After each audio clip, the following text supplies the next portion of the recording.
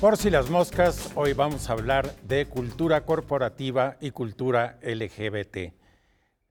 Es evidente para muchos trabajadores o observadores que desde hace algunos años ha habido cambios importantes dentro de algunos corporativos sobre temas de inclusión de género.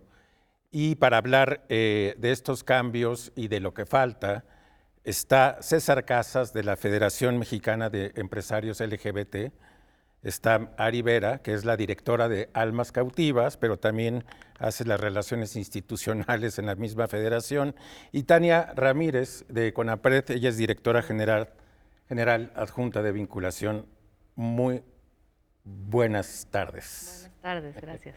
Muchas gracias por tenernos aquí. Desde la marcha anterior y esta marcha, es evidente por la cantidad de camiones y por la cantidad de publicidad y de branding que muchas corporaciones se han incorporado a esta marcha, ¿no? A esta expresión de orgullo homosexual. Pero yo les quería preguntar si es oportunismo por dinero rosa, ¿no? Como se le llama, o en realidad estamos viendo un cambio cultural en el área de trabajo. Claro, es muy sencillo. En realidad, cuando nosotros hablamos de temas de diversidad e inclusión, entendemos a la empresa como un ente, pero ese ente no existe como tal, está conformado por todas las personas que participan dentro de la organización. Parte de lo que nosotros hacemos desde la Federación Mexicana de Empresarios LGBT es acompañar a los corporativos a que se conviertan en espacios libres de discriminación y, por supuesto, cumplan con las normativas como la norma en igualdad, la NMX 25. Y en este acompañamiento nosotros vivimos muy de cerca los temas de diversidad de las empresas. Y te voy a decir que la mayoría de las empresas que realmente buscan comprometerse con la diversidad y ser estos espacios libres de discriminación son los mismos empleados que al formar estos grupos que se conocen como BRGs, Business Resource Groups o Employee Resource Groups, son los que se juntan, ayudan al corporativo a convertirse en este espacio libre de discriminación y son los que le piden la autorización a la empresa de utilizar su marca y autoidentificarse como empleados de la marca y salir a la marcha. Entonces, normalmente se piensa que alguien de marketing... Sí, yo pensaba que era alguien como de recursos humanos o de marketing que sacaba como un camión y sacaba un contingente. Existen los dos casos. Normalmente cuando tienen esas políticas son las personas las que van y marchan. Okay. Hay empresas que no tienen políticas de diversidad y sí lo encuentran como una oportunidad de mercado y suelen ser más los automotores y las activaciones, ¿no? Pero hay que desmitificar, ¿no?, que es el dinero rosa o la oportunidad donde las marcas se suman. No. Las personas son empleadas de esta institución y orgullosamente portan su logotipo y marchan con el apoyo de su empresa. Existen estas dos. Tania, ¿qué significa que una empresa adopte esa norma de la que hablaron? Fíjense que esta norma mexicana de igualdad laboral y no discriminación es un instrumento para ayudar a los centros de trabajo, empresas, pero centros de trabajo en general, a cumplir con determinados requisitos que garanticen que al interior del centro de trabajo no se discrimina ni en el reclutamiento, ni en los ascensos, promociones, etcétera, ni a la hora de poder salir, ¿no? Es una norma que se impulsa desde CONAPRED, Secretaría del Trabajo y Mujeres, y tiene distintos requisitos, por ejemplo, uno en lo que toca a la inclusión de las personas LGBT, que tiene que ver con tener una política expresa y muy difundida, que se haga pública, en donde se diga muy claramente que no se va a discriminar a ninguna persona por su orientación sexual o por su identidad de género y que después se sea consistente con esa política, ¿no? En realidad esa norma no está diciendo nada que no diga la ley, no está diciendo nada que no diga el primero constitucional que prohíbe discriminar, pero digamos que es un instrumento que le ayuda a los centros de trabajo a ver con mayor claridad cuál es el camino que tienen que recorrer para convertirse en centros de trabajo incluyentes, ¿no? Y hemos recibido unas muy buenas respuestas. La administración pública en general como que conoce que es un mandato que se debe de seguir y ahí vamos, pero hay muchas empresas cada vez más que se están acercando a esta norma. Algunas pueden ser como transnacionales o empresas que tienen en México sus filiales, que les resulta muy fácil replicar ciertos estándares internacionales, Con lo cual, la reflexión sería que en México tenemos estándares claramente expresados, pero que todavía no hemos alcanzado, mientras que en otros países en el mundo esos estándares están alcanzados y se viven con mucha naturalidad, porque quizá en México lo que nos ha faltado es descubrir que la inclusión va de la mano con la innovación. No es únicamente un imperativo moral o legal que está en la Constitución, sino es un imperativo económico. Los grupos de trabajo diversos funcionan mejor si tenemos un grupo de varones heterosexuales, caucásicos de entre 35 y 40, pues el tipo de ideas que van a tener van a ser más o menos las mismas, ¿no? Sí. Pero si tú tienes un grupo de trabajo diverso, lo más probable es que tengas mayor capacidad de innovación y con eso también mayor rendimiento económico. Es lo que no hemos acabado de cachar quizá acá.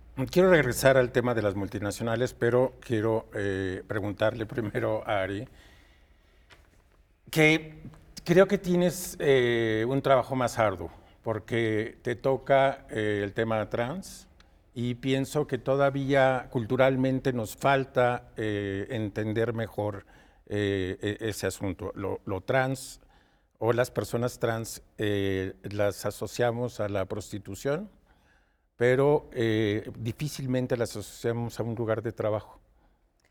Así es. Sí, bien lo mencionas, el de reducir la brecha de desigualdad laboralmente, hablando en el aspecto laboral de las personas trans, es un reto muchísimo mayor. Sin embargo, las empresas aquí en México, sobre todo en la Ciudad de México, las que están establecidas en la Ciudad de México, comienzan a tomar cierto énfasis y darle mucho más trabajo en el sentido de tratar de entendernos, sensibilizarnos en el tema, concientizarnos en el tema de las personas trans, ¿no?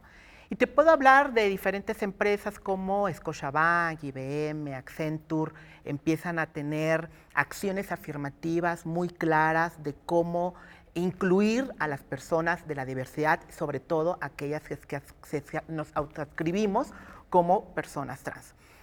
Hace poco tuve un acercamiento, por ejemplo, en el call center de Scotiabank, y me dio muchísimo gusto entrar a esta nave, que es enorme, y de verdad aquí había muchísima diversidad. Había personas trans, había personas de talla baja, había personas con discapacidad, había personas mayores.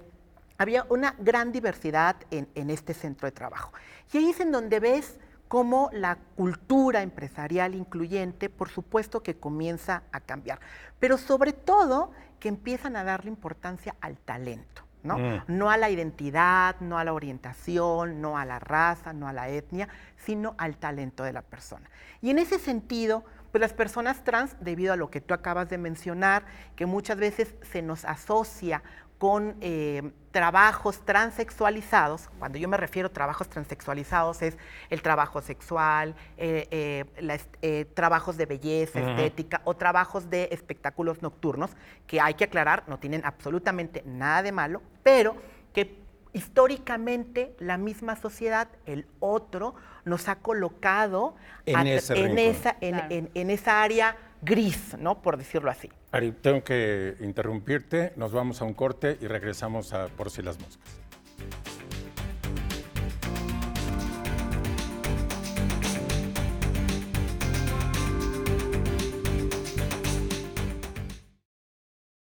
Estamos de regreso en Por si las moscas, me acompaña César Casas, me acompaña Tania Ramírez y me acompaña Ari Vera.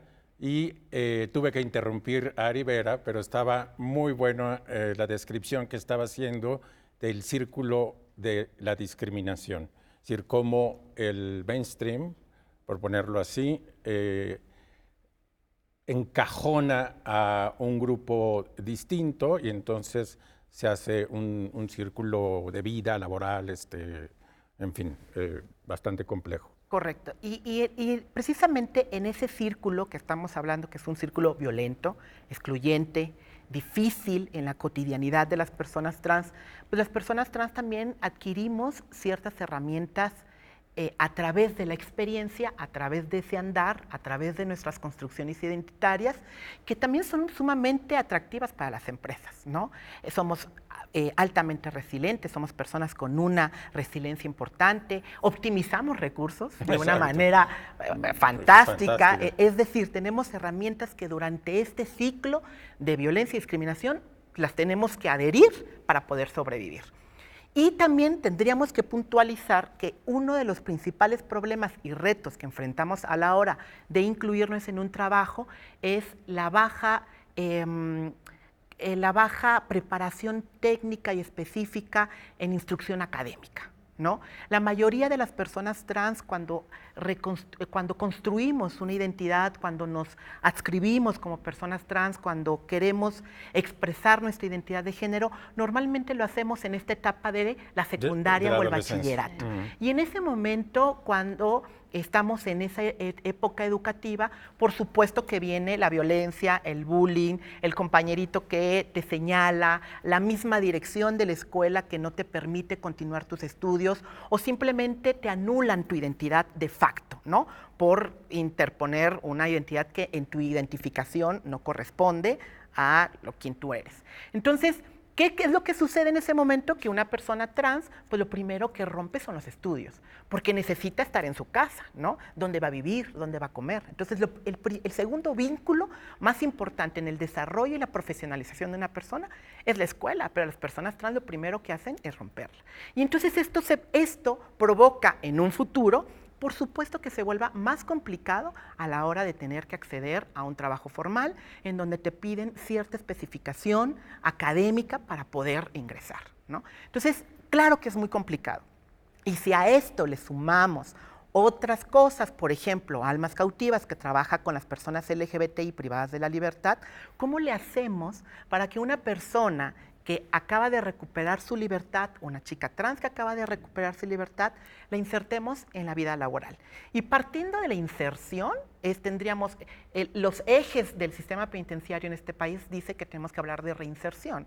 ¿Cómo vamos a reinsertar a alguien que nunca ha estado insertado, ¿no? Entonces, por supuesto que se ve súper complejo.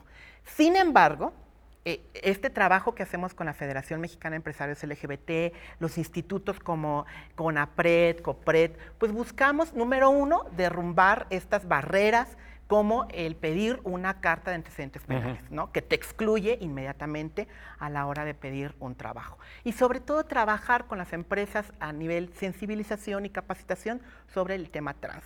Yo creo que estamos avanzando. También hay personas oportunistas, como bien lo decía César, ¿no? Creo que hay ambas cosas. Hay personas que son oportunistas y hay personas que sí lo hacen por convicción.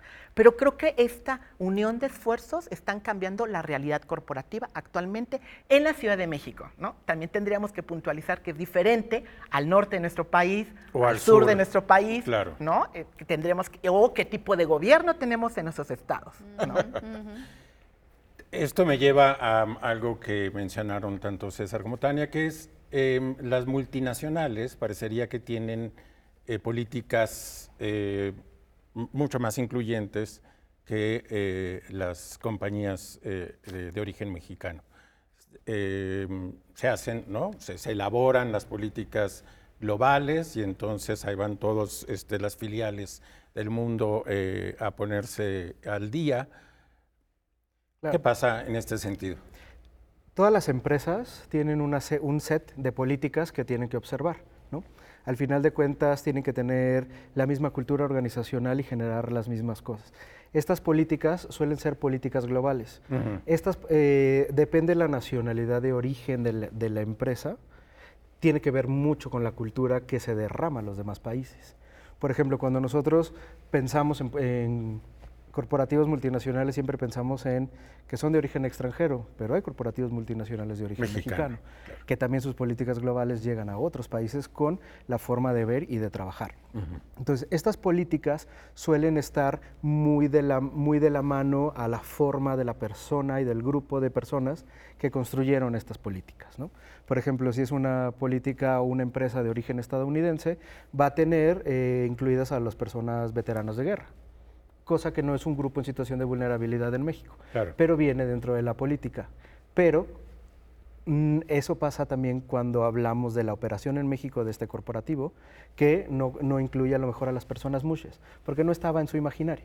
Entonces, no significa, el hecho de que exista una política global no significa que es suficiente. Es muy importante que esa política global se entienda como a grandes rasgos en ese marco y que las operaciones nacionales hagan las adecuaciones necesarias para poderlo hacer. Por eso es muy importante que existan justamente certificaciones como la norma NMX 25 que ayudan a los corporativos a tener esta guía de las cosas que se deben hacer y qué cosas no están contemplando sus políticas internacionales. Ahora, lo complicado es que la mayoría de empresas que son diversas e incluyentes son de origen extranjero y los corporativos mexicanos que sí están trabajando son pocos. O sea, te puedo decir que Cinépolis está trabajando muy duro en eso, te puedo decir que Aeroméxico está trabajando muy duro en eso, pero quizá poco más. Pemex, por ejemplo. Pemex está trabajando mucho, de hecho, junto al PNUD en temas de diversidad e inclusión. Pero ¿qué pasa con esos otros corporativos que también están en otros países? Y si nosotros entendemos que hay otros países más avanzados y luego nosotros un poco menos, ¿qué es lo que pasa si nosotros somos ese espacio laboral en países donde están un poco más atrás? Cemex, Bimbo, ¿dónde están? Creo que Háblanos un poco de las cifras que tienen CONAPRED sobre discriminación. Sí, tenemos un par de encuestas muy recientes con datos actuales sobre cómo se vive la discriminación tanto en el ámbito del trabajo y a nivel nacional como concretamente con la población LGBT. Los distintos grupos de población históricamente discriminados reportan entre el 15 y 20% que han sufrido discriminación en el entorno del trabajo, ¿no? Esto lo que quiere decir es que tocar el entorno del trabajo, tocar el ámbito del trabajo, tiene un poder transformador mayúsculo, ¿no? Si uno implementa políticas de inclusión ahí, las familias mejoran sus condiciones, las comunidades, la sociedad, toda mejora, ¿no? Entonces es como un punto neurálgico. Y concretamente la población de la diversidad sexual reporta en el ámbito del trabajo haber sufrido de discriminación de distintas maneras. Por ejemplo, haber percibido comentarios y actitudes discriminatorias, ofensivas, etcétera, pues más del 50%, el 54% lo ha percibido, y concretamente un trato desigual en términos de pago, posibilidades de ascenso, etcétera. 20% de la población LGBT dice que sufrió la discriminación en ese sentido. Entonces, ahí están los datos duros que nos pueden ayudar a tener un diagnóstico de cómo esto no es un asunto de sensibilidades de las personas que están dentro de los centros de trabajo. La diversidad llegó para quedarse, ha estado ahí desde siempre en realidad. De lo que se trata es, ahora que tenemos los datos de cómo se vive la discriminación y los instrumentos sobre cómo poder erradicarla, cómo vamos implementando estos instrumentos para reducir esas brechas, ¿no? Tania, vamos a quedarnos con los datos y regresamos.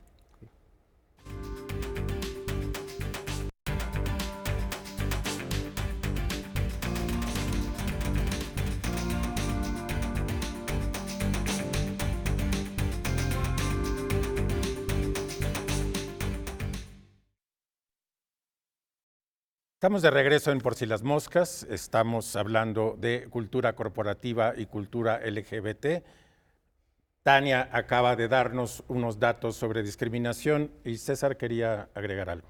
Sí, se estima que el costo de la discriminación a lesbianas, gays y bisexuales solamente podría llegar hasta 80 billones de dólares. ¿A qué te refieres como el costo? Justo lo que platicábamos cuando al día siguiente en la secundaria sufres bullying, vas convirtiendo en una carga social en la economía, el término justamente carga social. Eso se estima solamente para estas tres letras en 80 billones de dólares.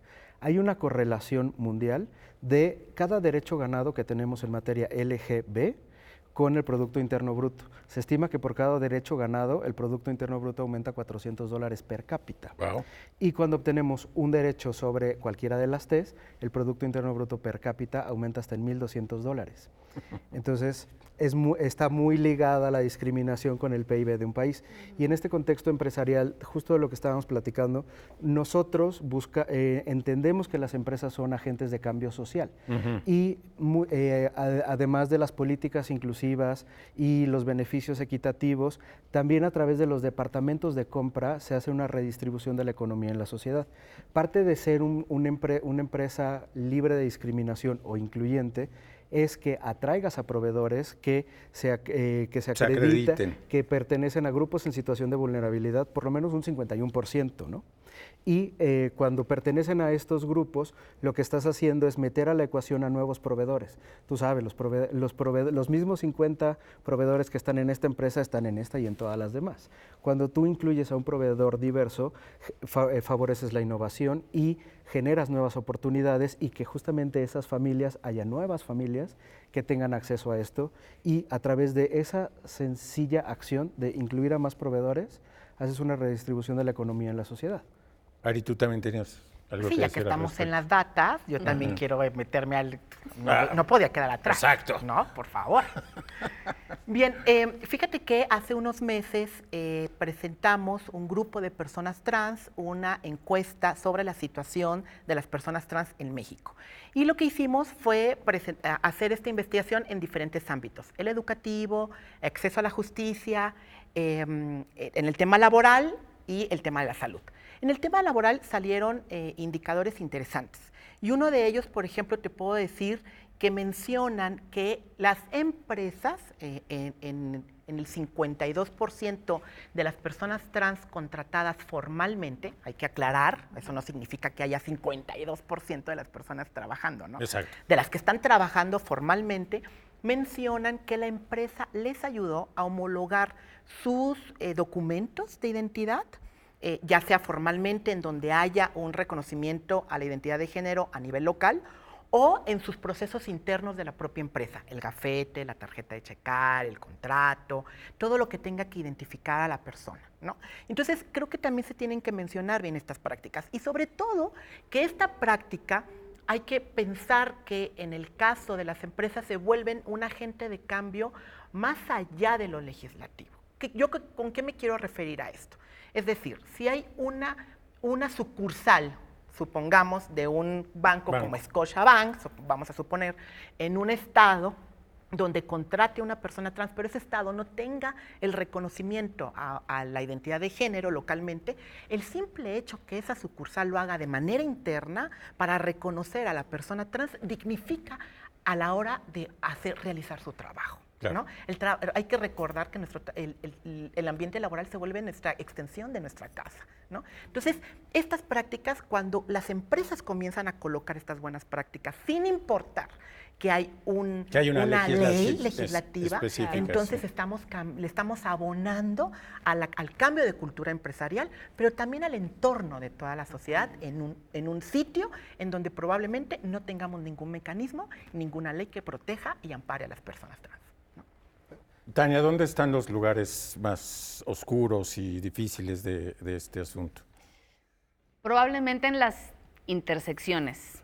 Es decir, ¿a qué te refieres? Las personas LGBT pues, pueden ser fácilmente ubicables por su identidad o su expresión, pero cuando hablamos de que esa identidad o expresión intersecta con discapacidad, con pertenencia a algún pueblo indígena, las mujeres tampoco vivimos en condiciones de igualdad del trabajo, entonces no es lo mismo las experiencias de discriminación en el trabajo de los hombres gays que las mujeres lesbianas. Entonces, en ese hilado fino, en donde toca recordar que las personas somos más que una sola cosa, es en donde está la necesidad de mirarlo con lupa, ¿no? Si las corporaciones y los centros de trabajo se comprometen genuinamente con la inclusión, tienen que comprometerse con el arco iris, pero también tienen que comprometerse con la discapacidad, también tienen que comprometerse con la equidad de género entre hombres y mujeres, también tienen que comprometerse con incluir a personas de pueblos y comunidades indígenas, afrodescendientes, personas mayores, personas con antecedentes penales.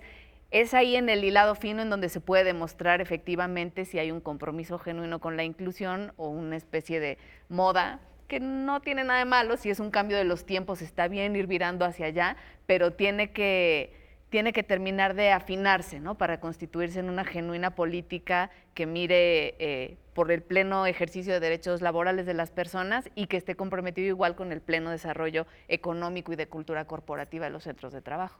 César, tengo una duda. ¿Cómo fue que se hizo la federación? O sea, ¿cuál es el origen y qué propósitos persigue? Yo siempre he hablado desde el privilegio. Soy una persona que nació en una familia sin muchas necesidades, por ponerlo de esa manera, Ajá. pero viví muy de cerca las necesidades de otras personas. Entonces a mí eso me quedó muy marcado y siempre he buscado el trabajar y el dedicar mi vida y mi tiempo en el desarrollo económico de las personas. Entonces nosotros, bueno, más bien en mi familia, somos familia de empresarios.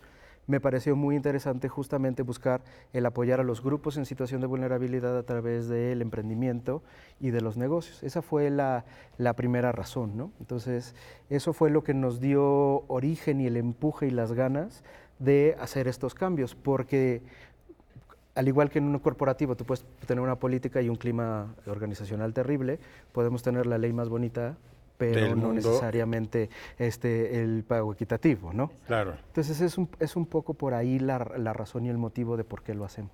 Misma pregunta, Ari. Almas gemelas. Cautivas, perdón. A veces sí, gemelas a veces parece- sí somos almas gemelas. Almas gemelas. Totalmente. A veces también, claro, por Parece supuesto. como título de telenovela, pero bueno. Claro. Pues mira, Almas Cautivas nace a partir de experiencias muy cercanas, personales, sobre la situación de las personas trans privadas de la libertad. Tendríamos que puntualizar, porque te puedo decir esto, también un poco con el tema del data. El 10% de las mujeres no trans privadas de la libertad, es decir, de las mujeres cisgénero, el 10% son mujeres trans, lo cual es muy alto si hacemos la comparativa con el nivel de población en libertad. Esto quiere decir que las personas trans son mucho más perseguidas y criminalizadas que cualquier otro grupo poblacional, ¿no? Entonces, en ese sentido, Almas Cautivas comienza a trabajar con las personas que están privadas de la libertad, las personas LGBTI, y a través, en este mes, en junio, cumplimos 6 años de trabajo ininterrumpido, a través de ensayo y error comenzamos a trabajar y a implementar diferentes programas que hoy no solamente hacemos talleres de derechos humanos, sino hacemos emprendimientos, sino hacemos actividades culturales que realmente fortalezcan o nos fortalezcamos todos, acompañémonos todos y por supuesto que la percepción de la persona cuando recupere su libertad, una persona LGBTI que desde el principio estuvo abandonada por todo su entorno, familia, amigos, etcétera, a la hora de salir, claro que va a tener otra concepción de sí misma, de cómo lo miró el otro y que el otro lo acompañó. Y entonces le estamos abonando a cambiar la cultura, no solamente empresarial, sino en todos los sentidos. Muy bien, pues se nos ha terminado el tiempo. Les quiero agradecer muchísimo su presencia. Me quedo con una idea muy interesante, que la diversidad es como fuente también de mejores ideas y de mejor clima y de una sociedad más amable para todos. Muchísimas gracias. Gracias, Gracias. Guillermo. Nos vemos el próximo sábado.